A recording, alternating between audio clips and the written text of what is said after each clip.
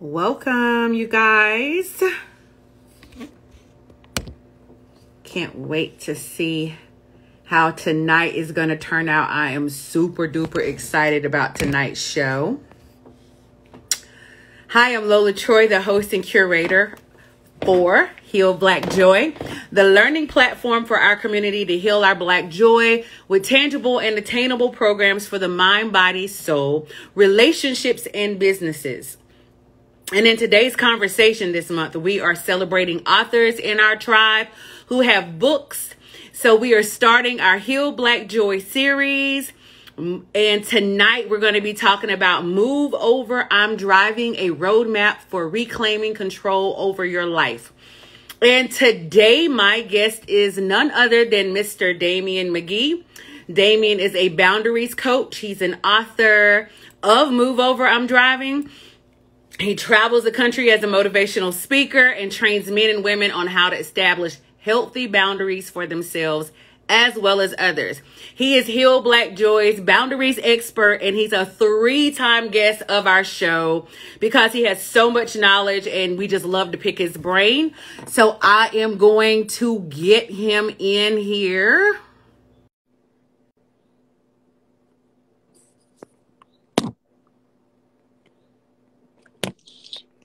Hey there. Hey, sir. How are you? How are you, my brother? Good, good. Today is an awesome day. We just got, confirmation. I normally dress up, but I got to show you my shirt.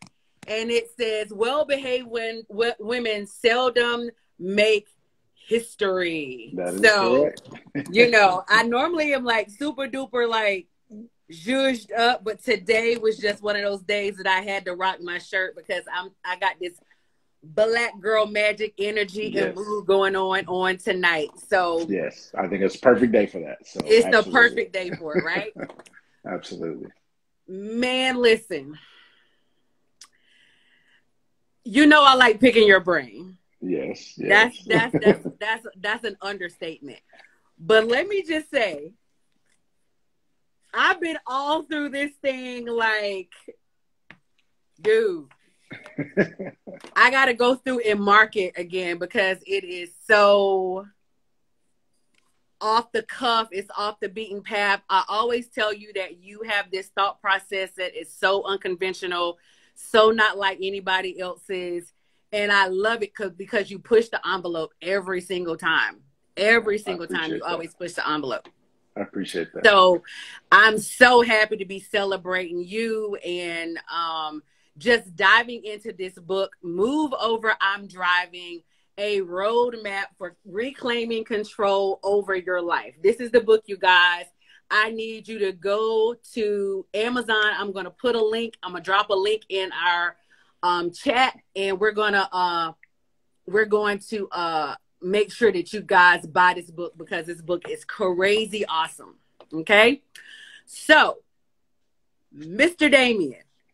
Yes, ma'am. What was your inspiration for writing this book? Obviously my own life, my own story.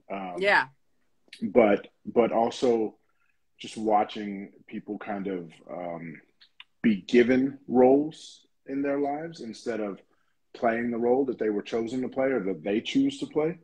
And so I wanted to just really remind people that they have the power to take control of their lives at any given point. And it's just a matter of how do they go about doing that? And then how do they also not fall victim to the things that other people and society is telling them that they have to do, so much to the point that those things begin to paralyze them and they can't move forward. Yeah. Yeah. And that is so crazy because in our community, we definitely get stuck.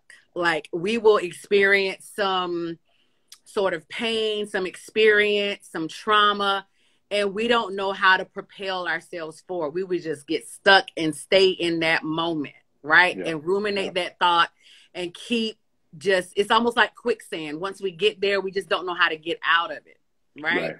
Yeah. You have studied and researched all things personal development related. You stated in your book, and this is something I wanted to talk about, the most that most personal development is presented in a way that makes it seem as though everything has to be okay for you to become great. You don't subscribe to that line of thinking. In chapter 2 of your book, you said, don't worry about a weight limit when it comes to your personal baggage. Talk about your favorite bag. You talk about your favorite bag that was your carry-on bag of failures. Yeah. So how do people learn to not constantly think about their failures? Because it's rooted in doubt, lack of self-esteem, lack of confidence. What was it for you that had you be able to not just stay stuck there, but pick up those bags of failure and just continue on? Well, I think for anybody who, you know, who has a family, who has kids, who, you know, who has other people depending on them, I think that's probably the easiest way to do it, right? So especially if you have children, you have to ask yourself if not only are you going to let that pain stop you, but are you also going to let it limit what you do for your children or what you leave for the generation after you? And so a lot of people just think about how it impacts them today, but what they don't realize is, you know, the doubt you have from applying for that new job, or the doubt you have from making that move to a new city. Yes, you're holding yourself back, but you're also limiting what you can do and create for your loved ones or for your children or for the next generation. That's so true. That's so true. I don't think that we learn that though. No, absolutely not. I mean, listen, if you, and we've talked about this, there are aspects of our culture and our community that we're still stuck in this. It's what's best for me, what's in it for me, and so much so that, again, we limit ourselves because we're only thinking about how it impacts us. We're only thinking about how it makes us feel. We're only thinking about the pain that it's causing us, and we really don't realize that you have to push against that in order to leave something for those who are next, for those who are behind you. But it's definitely something that we struggle with. Yeah, it's definitely something that we struggle with. Why do you think that, or how did you develop that concept of, you know what, because I think I did the same thing. My why was my daughter. You know what I'm saying? Yeah. It's easy to stay in your stuff and your junk when it's just you. But when you have a why and you can put an answer to what your why is, I think it's easier for you to be inspired to move forward when you have little eyes looking up at you. Was that the same case for you? It absolutely was. I have, you know, my last name was McGee, and I was, for a while, I was the last male McGee in my family. My grandfather, my mom didn't marry my dad, and so I took my grandfather's last name. And so that was it. And then I had 2 sons. And so those were now the last McGees. And so I had to, you know, in my mind, I had to make sure that I left something for them and a reason for them to want to carry on this name. My oldest son already has a son, which came a little bit sooner than expected, but that's now another generation of that last name. And so you're absolutely right. When I look at it, I look at my boys and what will we do with this name? How will we carry this name on? And so, you know, there's plenty of things out there to tell us what we can't do. I'm just determined to figure out what we can.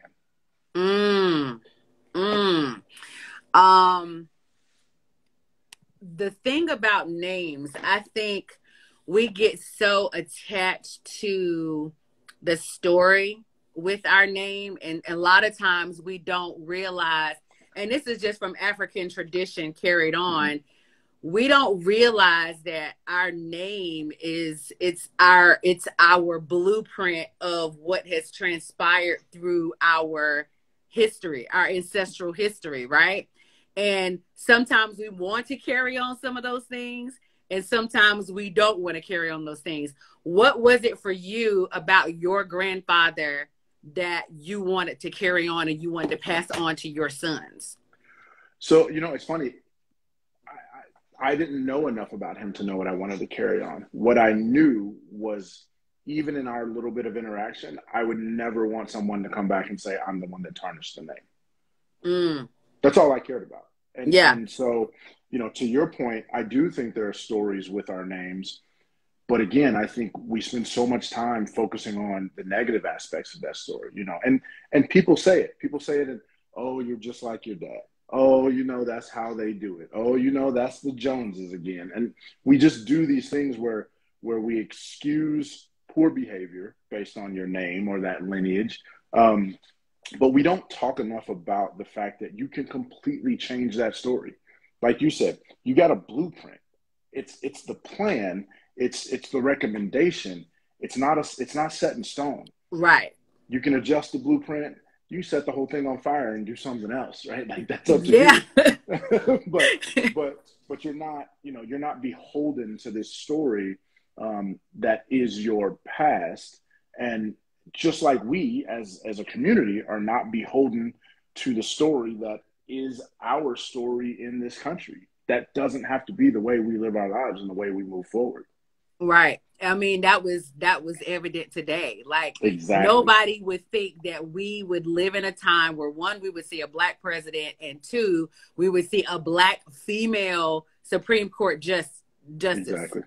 Right. So like that's beyond not only our dream, our wildest dreams, but I'm sure it's totally beyond our ancestors' wildest dreams. Well, and I think what we need to stop doing is, so I think we need to celebrate every single one of these things that happens when they happen, obviously. But instead of us acting like all of these things are an exception, even if it's the first time, even if it's new, let's stop acting like it's the exception to the rule and start embracing the idea that maybe we're changing the rules. Because we always see these things and we always say, oh, that's an exception to the rule. And you know, when you talk to people about why don't you do this? And I know someone who does that. Oh, well, that's just an exception. Or I couldn't do that. They had this. Maybe it's not. Maybe we need more people who are willing to change the rules so that these things aren't exceptions. They're just a way of life. Speaking of that, that's good. Speaking of that, you talk about in your book, out of rejection, you know, pain, people build up these walls around them because they don't want to be hurt again. They don't know how to trust again. Yeah. We like that temporary fix of feeling good, but we haven't mastered the process of knowing that pain will come and we cannot exclude ourselves from the pain, but we don't have to stay there, right? We don't have to build up the walls and try to escape it. We just have to deal with whatever comes our way. So what do you say to a person who needs to understand how to navigate that journey of not staying stuck and reclaiming control over their life, even though they've experienced trauma, pain, whatever that experience is? And because we like to hold on to this, I'm going to build up this wall because I don't want to experience that again. It's not to say that you're not going to experience it, because we know that that's life. There's ebbs and flows to life. How do we navigate that journey in dealing with the ebbs and flows of life and not trying to build that wall up? Yeah, I you know, it's funny. I used to give this analogy to friends of mine a long time ago when it came to building walls. And, you know, what I would always say is if you're behind a wall, a decent person with well intentions is going to show up and see that wall and say, oh, well, I'm not supposed to be on the other side of that. Like they built the wall for the reason, right? Yeah. Someone who is not well intentioned and may or may not have your best interest at heart says, oh, I'll get through this wall. I'll figure it out. I will find the weakness. I will find the hole. I will climb over it. Yeah. And so the irony is people wonder why they think they've built a wall around that pain, but they only get more pain in. And that's because the goodness that could have been there has seen a wall and decided, oh, you must not want me there. So it's not my place to try and knock that down. It's my place to step away. You said there's a wall. You said you don't want anyone in. People who don't care. Like they don't care. They will continue to add more and more pain. And now you've alienated yourself from those people who can help you, from those people who do care about you, from those people who do mean you well. Because, you know, it's not, I saw a video today and it was a gentleman talking about, or it was a person talking about how, you know, your job is to love me as I'm figuring me out, you know, and the response to that was, no, it's your job to figure you out. and then for me to be able to love the finished product, right? Like, why do you have to drag a bunch of people into that pain and hurt and mess? Just figure it out. Doesn't mean it's going to be perfect. Yeah. Figure it out and then begin to bring people on the journey with you as you get further along the process of knowing who you are and what you desire, and let those people help guide you in that direction. Do you think that people are supposed to wait for the finished product? I don't think they're supposed to wait for the finished product, but I think if you bring people in too early to the mess, they start to decide how it's organized, not you. Mm-hmm. And so then you wake up one day and you're like, well, wait, this isn't exactly what I wanted, or this isn't exactly giving me the feeling that I thought it would give me.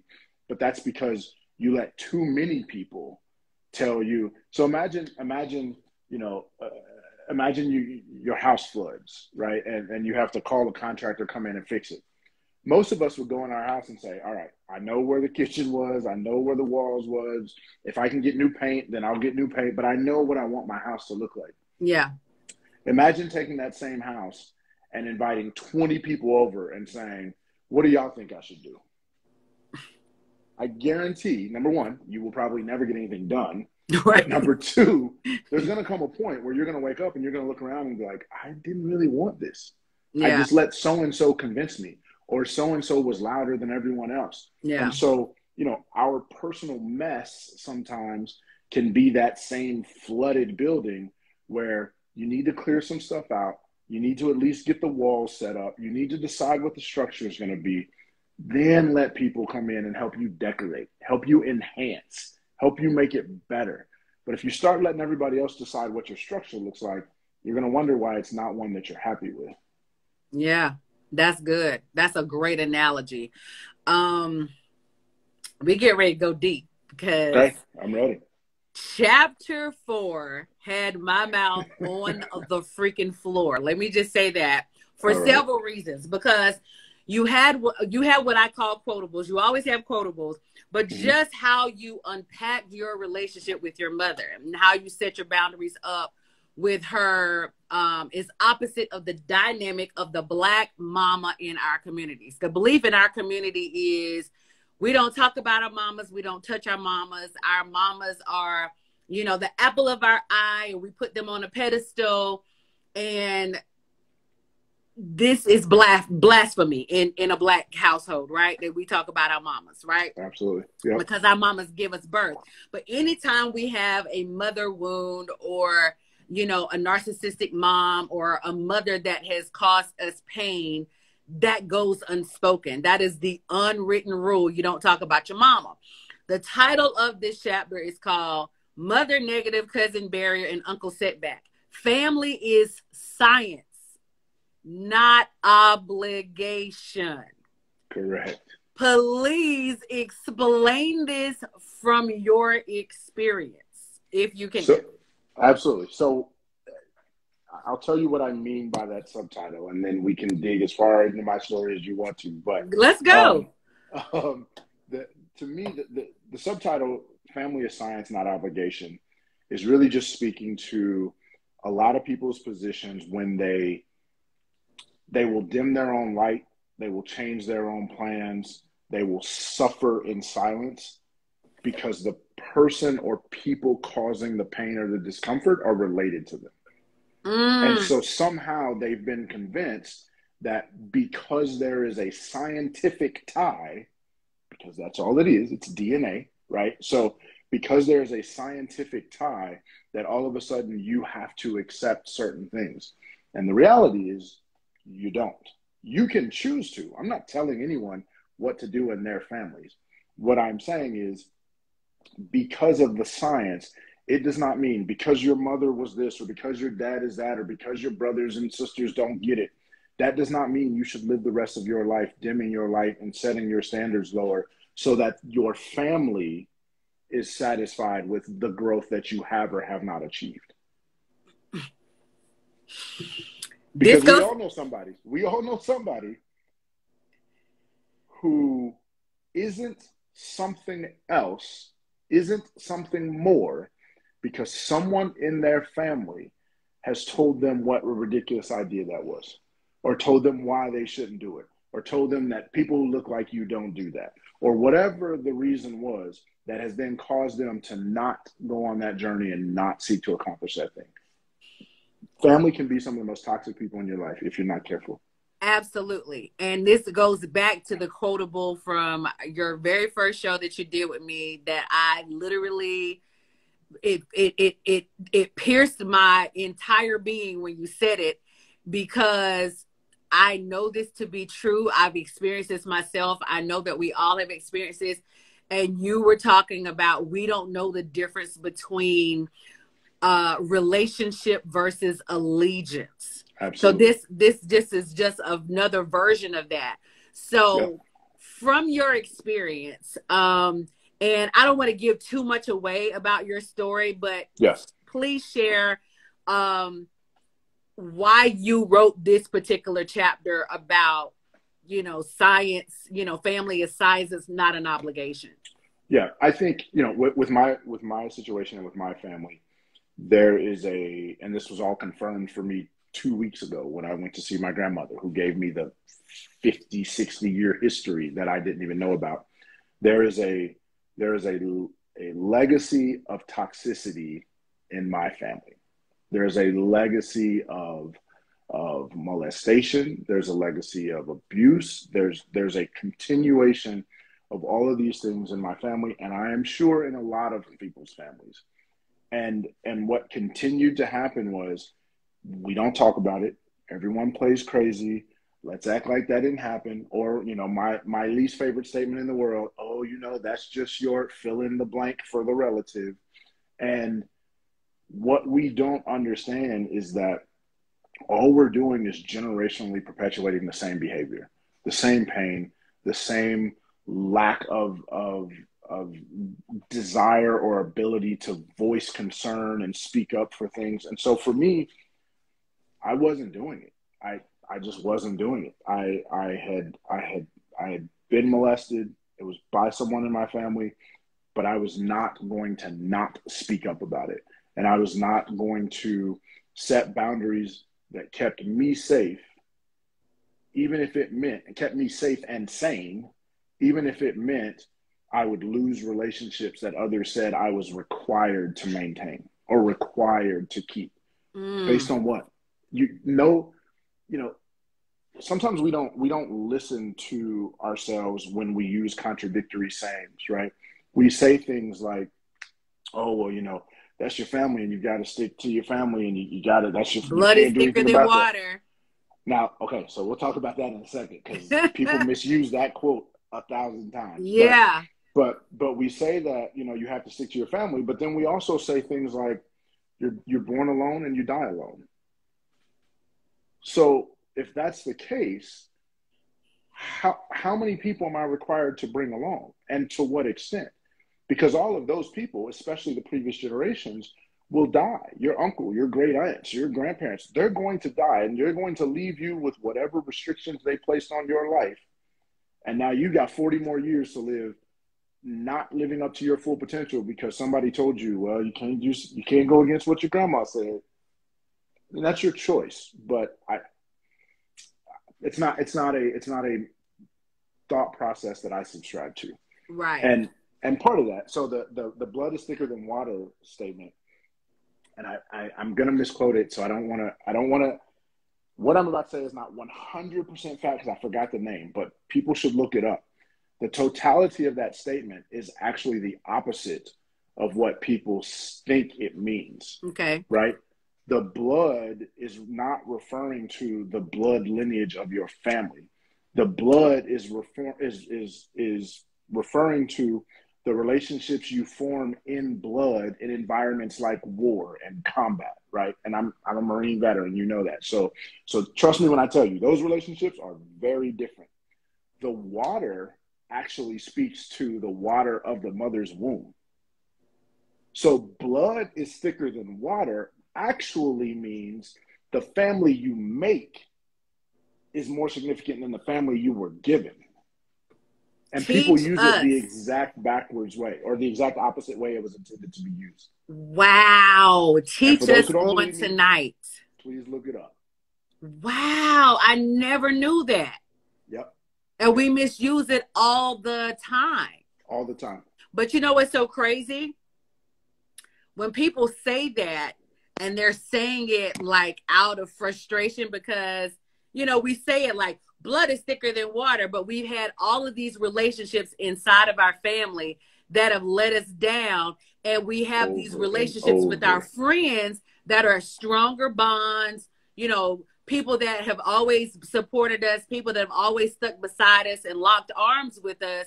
And we say it facetiously like, yeah, blood is thicker than water, right? You know what I mean? You know what's funny is we're not usually the ones that say it, right? So like you're my cousin, and I'm telling you I'm gonna go hang out with my best friend because they take care of me, and you're the one who's gonna be like, blood is thicker than water. Right. It's always the one who is being put in their place who likes to make that reference, right?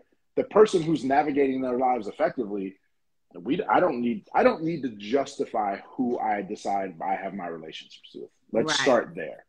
I don't need to justify which relationships I maintain, nor do I need to justify those that I cut off, whether I'm related to them or not.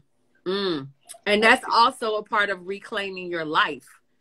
Absolutely. Because as you get older, that tie of family becomes questioned when you start, when you're introduced to other thought processes, beliefs, people that think differently than you. I just did a podcast on Sunday and we discussed that. Like the relationship that you form with your family is always challenged as you get older and you move about the world, because you start meeting people that think differently. You start having experiences that are different than what you were raised in. And so you start having this cognitive dissonance, you know, like, well, I wasn't raised to think that, or I wasn't raised to believe that, or I wasn't raised to experience this. And this is completely different.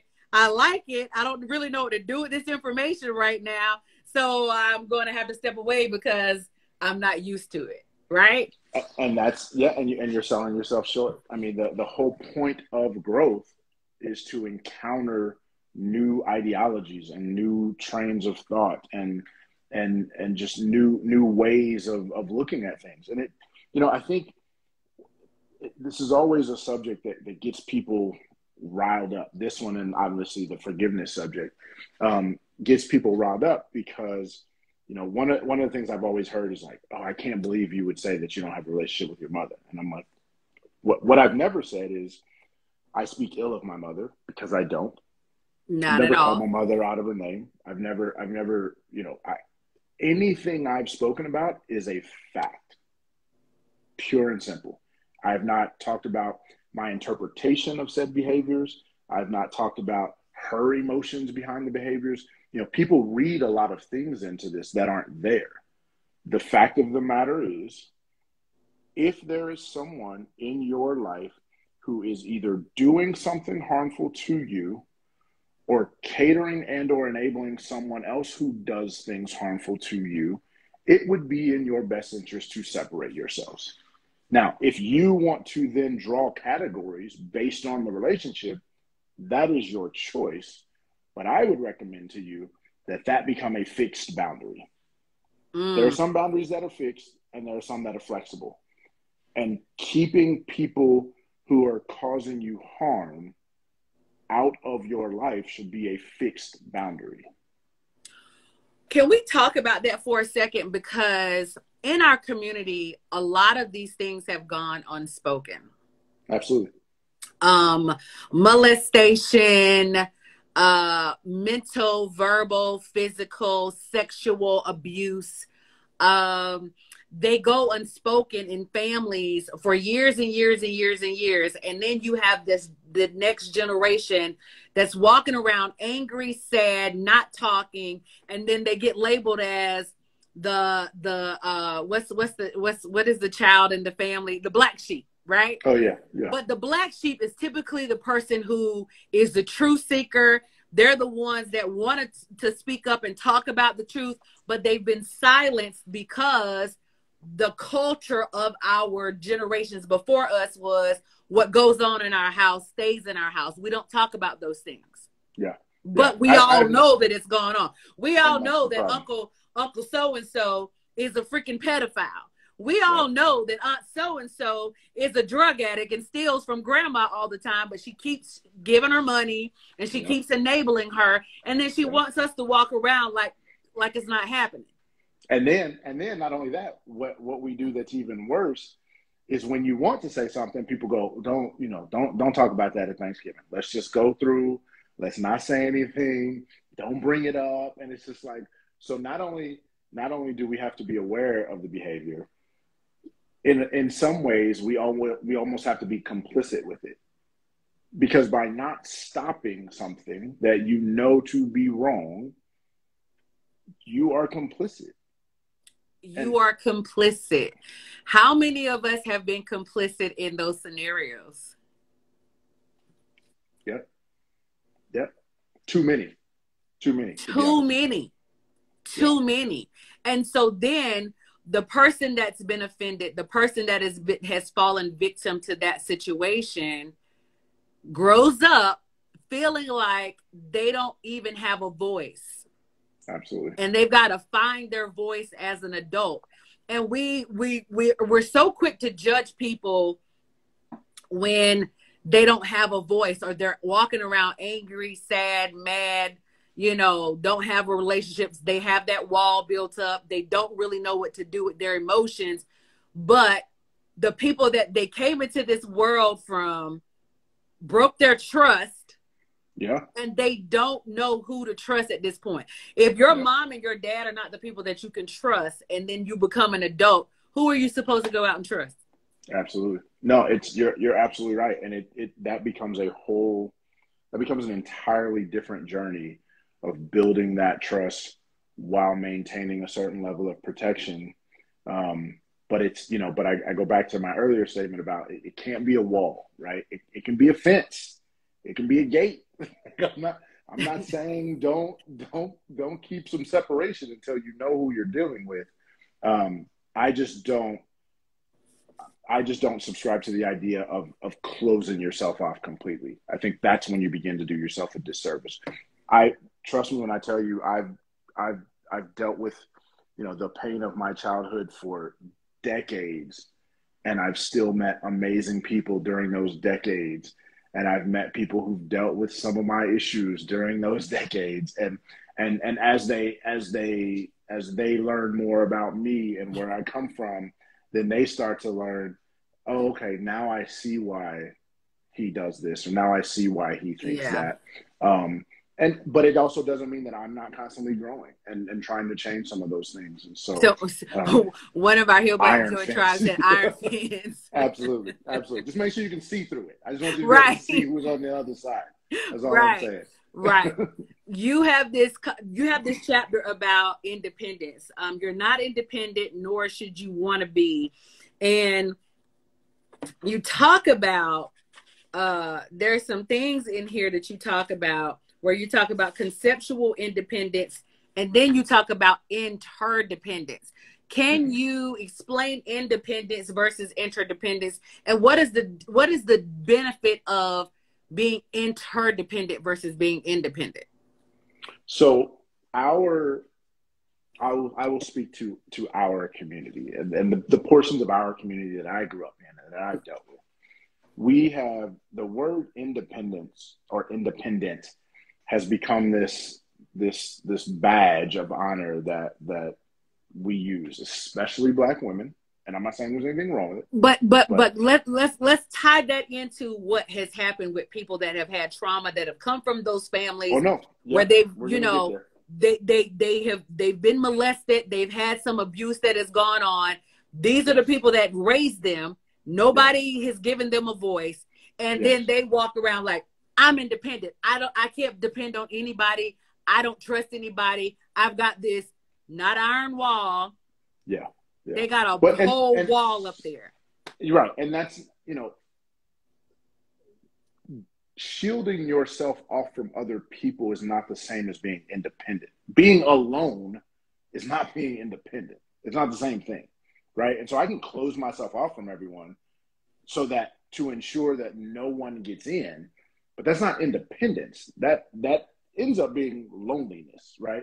And so there is a level of independence that has to do with your ability to sustain your living on your own.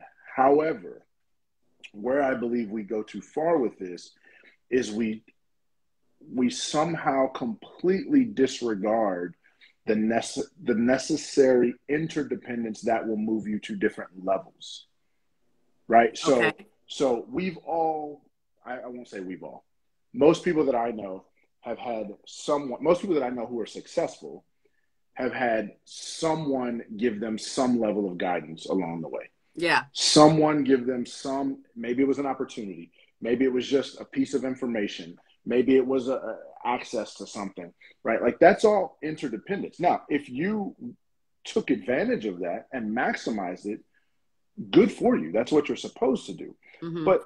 But I would challenge people when they get to the top of these hills, stop putting this flag in the ground that says, I'm independent. Look what I do. Don't forget that someone gave you something, time, information, knowledge, opportunity, and then give that to someone else. Because by you screaming that you're independent, you're now teaching others that they need to scream that they're independent. And then we wonder why no one is reaching out to each other for a hand to try and help us all get to where we want to go. Right? So I was talking to a friend of mine and we were talking about a community where you have a group of houses on the street in an underserved community. 9 times out of 10, 90% of those houses are not owned by the people who live in them, right? Mm-hmm. But if you went to, our level of distrust in our community is so high. If you went to that street and said, hey, listen, everybody, I want you to pool all your money together, and we're going to, over the next 20 years or 10 years, we're going to pay off every house on this block. But we're going to do it together. You would hear things like, why are you doing her house first and not my house? You would hear things like, well, how do I know, who are you? How do I know where the money? There's a level of being able to ask logical questions. And then there's just a level of distrust where if we don't understand that if we don't do this interdependently, this hill and this battle is going to be so long and so hard that all the independence in the world isn't going to help you, because you can be independent, you can reach the top of the hill, and when they knock you off, there's nobody else coming. Because you didn't put your hand out for anybody else, and we didn't teach those other people to put their hand out for the assistance to get to where you are.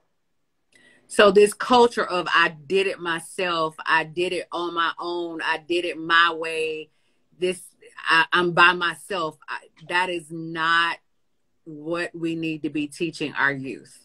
Absolutely not. And I understand that there are people who have done it out of necessity, right? Like my mother was a single mother, and so she had to do what she had to do. But I wouldn't, nor would she, consider the life she had to live one of independence. That was not that was struggle. Like right. It's not the same thing. And so, yes, did she do it on her own? Conceptually, yes. But the reality is, I had uncles who helped, and I had friends who helped, and I had the lady down the street who gave me a ride to school when my mom couldn't. Like, it was never just her. She was responsible, and she knew that it succeeded or failed by her, but it didn't just stop at her. And you know what else? I'm living that journey now, and that is not something I want to wave a white flag and just say, hey, this absolutely is not. I did not join this club to subscribe to this. This is the best life that I'm living, right? Yeah.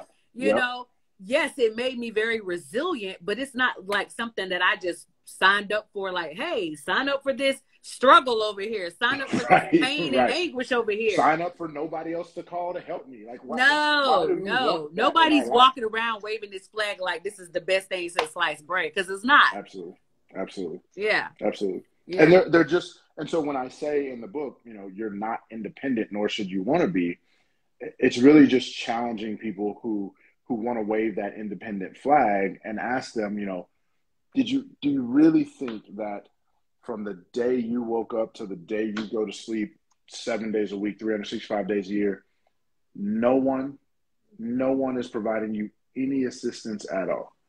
If you're catching a bus, did the bus driver just wait for 1 extra minute because he knows that you're always there and you must be running late today? That's interdependence. It's the little things. I think we look at it like, I pay my rent and nobody helps me. That's called being an adult. I apologize, but that is what it is. I'm not saying it's easy for everybody, but that's what it is. Right. But that does not mean that there's not a level of interdependence at work that helps most of us get where we are, and that we should try and create more of to ensure that more of us get where we are. Absolutely. You talk about this throughout the book, and that was the lie that we tell ourselves. And the lies that have been told to us that we ruminate and continue to tell ourselves. That's one of those lies. What are some of the common lies that we tell ourselves that we think that it's positive reinforcement or something that we need to achieve, or our affirmations, that we don't even realize it's a lie that we keep telling ourselves? Right. Yeah, no, I think obviously the blood is thicker than water. We talked about that. This independent idea, this idea that you have to forgive everybody before you can do anything. You have to forgive everybody. And I know that is a huge thing in the church, and I know that people get bent out of shape when you say that. That was my next question. I'm glad you're going there. Yeah, but and I think a lot of times it's because people assume when I say that I mean never forgive, never try to forgive, never work towards forgiveness. And that's not what I'm saying. What I'm saying is the space that you can lock yourself in trying to work through the emotions that will allow you to reach a point of forgiveness is also a space in which you can't move. Sometimes creating movement will give you the clarity you need to maybe go down the forgiveness journey. I just saw my grandmother 2 weeks ago, and it was my first time seeing her in 15 years. Wow. Based on some of the stuff we talked about that's in this book. You said in this book, Gaining Some Closure and Forgiveness, in chapter 7, closure is a lie and forgiveness is unnecessary. What did you mean by closure is a lie and forgiveness is unnecessary? Because that is, like you said, that's one of the lies that we ruminate over, and that is that we have to forgive everybody. And I know that we're tapping into some religious beliefs, because in certain practices and certain beliefs, in spiritual practices, it's like you have to forgive in order to gain your heavenly wings. You have to forgive, right? Right. What is your thought process on that, and why do you say forgiveness is unnecessary? Because I think it's unnecessary to move, to progress, to keep accomplishing things, because again, it's presented in a way that says this has to be done in order for you to get to the next step, and that's not true. It's just not. Before you go there, do you believe that the concept in our community about forgiveness, do you believe that's sort of rooted in the gaslighting of the offense? Like, oh, absolutely. Like, absolutely. You got to forgive your uncle, even though your uncle is a molester. You need to forgive your uncle. Absolutely. Yeah. Imagine, again, sometimes our community will stand in a pulpit, tell everybody, text it to each other, put it on a poster that you have to forgive everyone.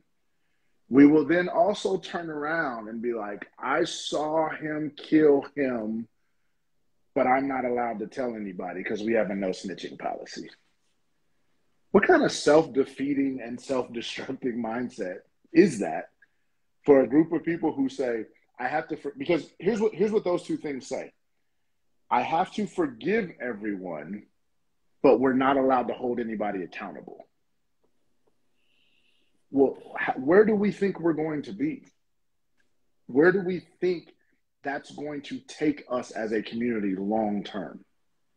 If I have to forgive everybody, but I can't tell on anybody, no one has to go to jail for their actions, no one has to be held accountable, but I got to forgive everybody. I mean, that's the Wild Wild West. That's free reign. Let's do what you want to do. Treat people how you want to treat them. take the way you want to take, do what you want to do, worry about only you, because no one's allowed to tell on you, and everyone's required to forgive you. We got some unlearning to do in our community. Yes, we do. We have some, like, just hearing you say that back to me, it brings up so many thoughts of either stories that I know, or stories that things that I've experienced personally, or that I've known from other people, my friends, family members that have experienced. And it's like, now I understand why people are walking around mad, because we're not holding anybody accountable for their actions. And then we tell those same people that have been offended that you got to forgive the people that offended you. If you look online, if you look, just social media, anytime a Black person does something, when people come for that person, there's always somebody who's like, oh, you a sellout. You don't support Black people. What does my support of people who look like me have to do with my acceptance of behavior that is clearly inappropriate? Because is that really what we're saying to each other? That the only way I support my community is to excuse all of your improper behavior? That doesn't say a lot for what I think we are capable of, and what I think we are worthy of. Yeah. So no, I absolutely am going to hold people accountable, especially when their behavior undermines the way in which I want our community to show up every day. But that's not what we do. And so it's very self-defeating, and it's very limiting in how we can move forward together, because we have these contradictory rules and thoughts, and we don't even realize the damage that they're doing. Mm. But to your question, sorry, I didn't ask your question about the closure. Closure is a myth, in the sense that, I would ask anyone who has lost someone through any type of a violent act, right? Someone who knows someone who's been murdered or taken senselessly, sexually assaulted, whatever the case may be. What does closure look like? What closes that? I don't even have to answer it. I would ask them, what closes that for you? You person X shoots my son. I lose my child forever. I might be able to get justice. I can definitely get therapy. I may even be able to get healing. But do I ever really get closure? Is that closed for me? I don't think so. No. Never. Ever. And so what I would argue is that people spend, and I'm pretty sure I mentioned this in the book, spend less time worrying about closure, spend less time worrying about forgiveness, spend more time worrying about acceptance and acknowledgement. Because we act like stuff didn't even happen. Like, and I've heard people say, oh, I forgive Johnny, but I still can't believe he did it. No, see, this is the problem. You're doing it backwards. I don't care if you forgive him. I need you to accept that he did it and he's capable of doing it. So now you can move differently. You're so worried about forgiving him, and you still can't wrap your head around the fact that this person is capable of this behavior towards you. You got it backwards. Acknowledge what is happening.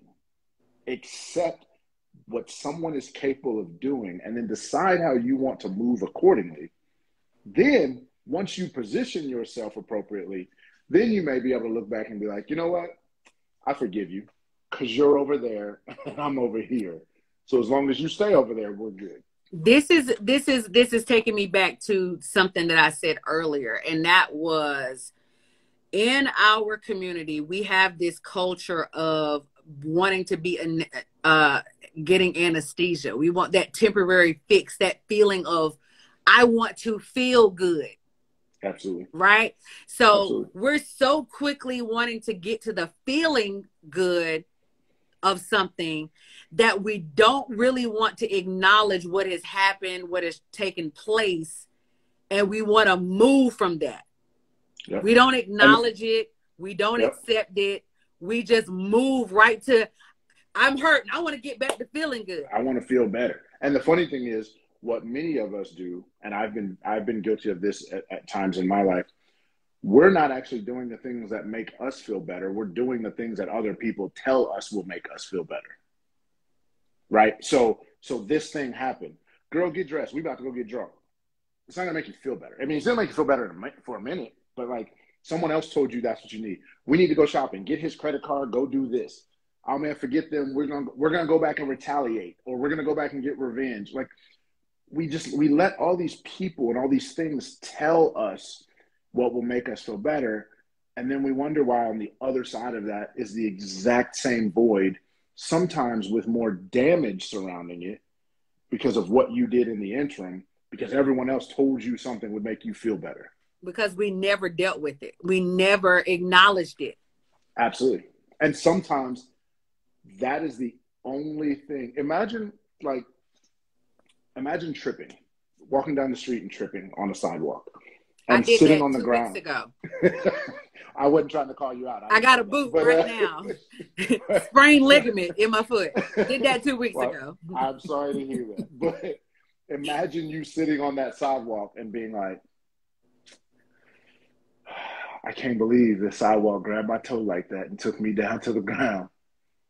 I think I need to forgive whoever designed this thing, and now it's uneven and has me in this situation. Or you can be like, you know what? I just fell and I have somewhere to go. I might need to get up and keep going. Why you fell, how you fell, what you tripped on becomes less important when you realize I still have to keep moving. I have to keep going. And or if there's a serious ailment that you need to deal with, in your case, a sprain, if something is broken, whatever, then let's address that. But we see those things on TV, like, what's going to make me feel better? I'm going to throw a rock at the thing that tripped me and now I feel better. No, you don't. No, let me tell you what actually happened. Because, I mean, you just said exactly what happened. So it was on a Thursday. I was walking I was coming back from my long walk. I normally walk 6.5 miles every day. And I wasn't paying attention. And I fell because the manhole was not level to the pavement. Right. Yeah. And then the groundskeeper's like, hold. I'm like, dude, you're like 10 seconds too late. You should have told me this prior to. So I fall, I get up, not thinking about how I'm feeling, right? I got to get home because I got things I got to do. One, it's a Thursday night and I need to prepare for my show. Yep. Right. So I bandaged up my scarred up knee that I fell on. Didn't even feel, because the adrenaline had kicked in, didn't even feel this sprain that I had. Did the show. I was like, let me just put some ice on my foot, wrap it up, put it up. And I did the entire show 2 weeks ago. Yeah. And then I get off. And the moment I put my foot down, it was like it was like a baby deer trying to walk for the first time. Right. And what you did is what I recommend people do in life, because what the people around them are telling them to do is, you know what? You need to go cuss out that dude who told you there was a hole because he was 10 seconds late. So don't go anywhere until you go tell him off. And then you need to ask to speak to a manager so you can figure out who left this pothole uncovered before you do. And all this stuff is getting you all spun up. None of it is repairing your ankle. None of it is getting you to your show. None of it is getting you back home. Hell, none of it's even picking you up off the ground. Right. Right. And so now, does that not mean that, in the sense of people saying, well, you still have to address it? You do. And if you wanted to go home later and sue the city for tripping, be my guest. Like, I'm not saying you don't. Right. I'm saying let's not confuse this momentary need for, as you said, some level of satisfaction or gratification when we need to keep moving. We need to move through some things in order, because that's the other thing. Most of these things that we're trying to deal with, we don't actually even know what we need until we get through them. We don't really know what's going to make us feel better. We know what'll give us a little bit of momentary relief. We know what'll take our mind off of it, and we know what'll numb us, but we don't even really know what will make us feel better until we've moved through, if not all of it, a significant part of it, to get a different view. And once you get a different view, you usually get a little more clarity. So all we got to do is really keep moving. Move. Have to move. People think that, and again, don't confuse that with, oh, you just had a bad breakup. What you need to do is go get in another relationship. No, that's not what I said. What I said is don't sit in your bedroom crying for the next month. Move, right? Keep moving forward. And don't do it with animosity or pain or desire for revenge or any of those things. Do it out of a responsibility to you. And then when the time is right, again, you will be able to turn and you will be able to look and you will go, okay, I see what happened. I see what situation I was in. I know what I need. And I thought I needed it from that person. I don't. I know what I need from me, and I know what I will expect in the future. And that's how you keep moving. Yeah. Yeah. That's so good. That's so good. What is it? How did you said your future is paved by your past? Yep. Bricks are heavy to carry, but make a great walkway. I thought that was a good analogy. We learned that we need to carry our bricks. We learned that we need to move through a thing and not get stuck there. Why is the brick pavement from our past? Do we lay it down? At what point do we lay this brick down? Is it because it's a point of reference for us? What does that look like? All of that. It's a point of reference. It's a solid foundation. It's a point that you can propel from or jump from. So, if you look at, one of the things for me was reading, and I wish I could show you my bookcase, but we all know in history there was a time in which we weren't allowed to read, right? Or at least be taught to read. That brick, if you will, that historical brick, was one that I laid down and decided that I will read any and every single thing I can get my hands on all the time, right? And that brick was reemphasized when my mother used to say, oh, you're failing in your English class. Well, that's okay, because they always say if you don't want a black man to know something, put it in a book. Right. Which was the most offensive thing I'd ever heard in my life, which then made me read newspapers and magazines and instruction manual. But that was, to me, that was the brick. There are people who are still walking around being like, well, our school system sucks and they don't want us to know better and they don't want us to learn. All of that may be true, but that's a brick that you're deciding to carry around. I've decided to lay that brick down and stand on it on my tippy toes and grab every book off the shelf so I can read them. It's all what you use with the exact same information. We have all had to carry those bricks, if you will, at some point. But the question becomes, are you just going to carry them on, or are you going to use them to lay the groundwork so that you can move and do something different and better? Man, listen, you always give me nuggets that I have to sit for days and process because your brain just works that well. I mean, this has been such a crazy conversation, such an enlightened conversation. What in reclaiming your life and reclaiming control over your life, I know that, my thing is about joy. Your thing is about boundaries, right? When we have those boundaries, I think, all the goodness is when we can have sustainable joy. And because joy is not contingent upon an emotion. Like it works within the ebbs and flows of life. That's why I never said heal black happy. It was heal black joy, right? Because happiness is contingent upon. It's fleeting. It's fleeting. It's a fleeting emotion. So when you reclaimed your life and when you're talking to people about sustaining their life and moving through their life, because you got to go through those ebbs and flows of life, right? What does that mean for you to get to sustainable joy? It means I am aware of my potential role in every situation I find myself in, and I am aware of my ability to navigate my way out of it. Those two things will bring you so much joy as you move through life. And that is where, my whole teaching of boundaries comes from. It's not, I don't act like you won't ever get hurt again, or things won't go bad, or you won't lose a relationship. I just want to put people in a space where you can stop and say, you know what, that happened. That's your acceptance. I'm acknowledging and accepting that happened. I want to figure out what my role is in it. And now I'm aware, I have enough self-awareness that I also know how to navigate out of it and minimize the chances. People act like, oh, well, that'll never happen again. That's not true. But I can minimize the chances of it repeating itself. And if I continue to minimize it, each and every time I encounter it, the chances become less and less that I repeat it. Right. And that's the continuity of the conversation is about moving, not getting stuck.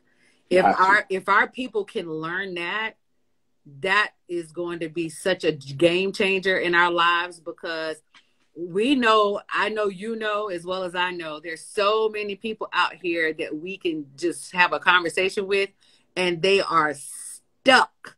And you can almost pinpoint the moment that they got stuck.